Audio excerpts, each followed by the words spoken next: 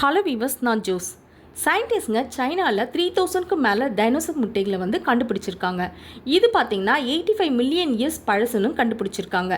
இந்த முட்டைகளை வச்சு டைனோசருங்க எப்படி வந்து இந்த எர்த்துலேருந்து ஃபுல்லாக அழிஞ்சுது அப்படின்ற ஆன்சர் வந்து நம்மளுக்கு கிடச்சிரும்னு சொல்லப்படுது. இந்த முட்டைகள்லாம் எங்கே கிடச்சிதுன்னு பார்த்தீங்கன்னா, மத்திய சீனாவில் வந்து கிங்லாங்ஷன் அப்படின்ற இடத்துல வந்து ஒரு பில்டிங் கட்டுறதுக்காக மண்ணை தோண்டியிருக்காங்க. அந்த டைமில் தான் இவ்வளோ டைனோசர்ஸ் எக் ஃபாசில்ஸ் வந்து கண்டுபிடிச்சிக்கப்பட்டிருக்கு. இந்த எக்லாம் பார்த்தீங்கன்னா அப்படியே இருந்திருக்காங்க.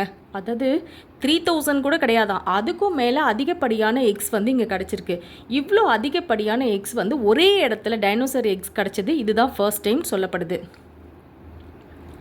இந்த பிளேஸே வந்து தி கிங்லாங்ஷன் டைனோசர் எக் ஃபாசில் மியூசியம் அப்படின்னு சேஞ்ச் பண்ணியிருக்காங்க.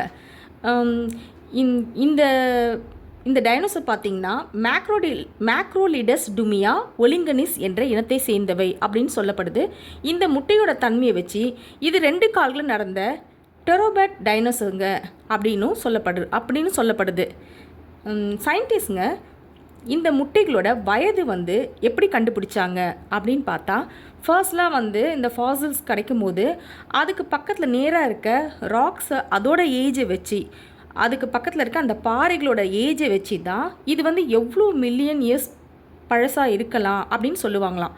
இந்த டைம் பார்த்திங்கன்னா ஃபர்ஸ்ட் டைமாக யுரேனியம் லேட் டேட்டிங் என்ற புதுசாக ஒரு டெக்னாலஜியை யூஸ் பண்ணி சயின்டிஸ்ட்ங்க வந்து முட்டையோட ஓடுலேயே அதோட கரெக்டான ஏஜ் எவ்வளோ இருக்குன்னு கண்டுபிடிச்சிருக்காங்க.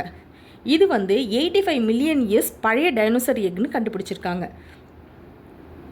இப்போ பார்த்திங்கன்னா 85 மில்லியன் இயர்ஸ் பேக்கில் டைனோசர்கள் வந்து, அதாவது முட்டையிட்ட காலம், இந்த முட்டைங்கள்லாம் போட்ட காலகட்டத்தில் வந்து நம்ம எர்த்தில் மிகப்பெரிய கிளைமேட் சேஞ்ச் வந்து ஏற்பட்டிருக்கு.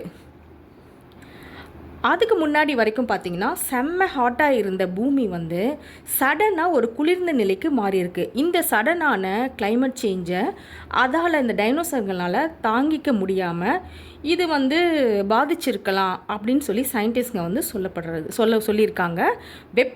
வெப்பமான சூழ்நிலைகளில் வாழ்ந்த இந்த டைனோசருங்க சடனாக அதிக குளிர்நிலையை வந்து தாங்க முடியாமல் டைனோசர்களோட இந்த ப்ரீடிங் எபிலிட்டி வந்து குறைஞ்சிருக்கலாம் அப்படின்னு சொல்கிறாங்க.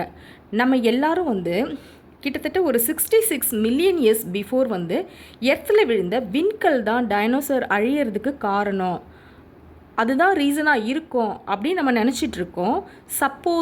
சப்போஸ் வந்து மில்லியன் இயர்ஸ் பிஃபோர் வந்து கிளைமேட் சேஞ்சினால் கூட இந்த மாதிரி ஒரு டைனோசர் அழிவுக்கு ஒரு காரணமாக இருந்திருக்கலாமோ, மேபி இருந்திருக்கலாம் அப்படின்னு சொல்கிறாங்க சயின்டிஸ்ட். இதை இன்னும் அவங்க டீப்பாக ரிசர்ச் பண்ணி என்ன நடந்ததுன்றதை நம்மக்கிட்ட சொல்கிற வரைக்கும் நம்மளும் வெயிட் பண்ணலாம். நெக்ஸ்ட் வீடியோவில் பார்க்கலாம். பை.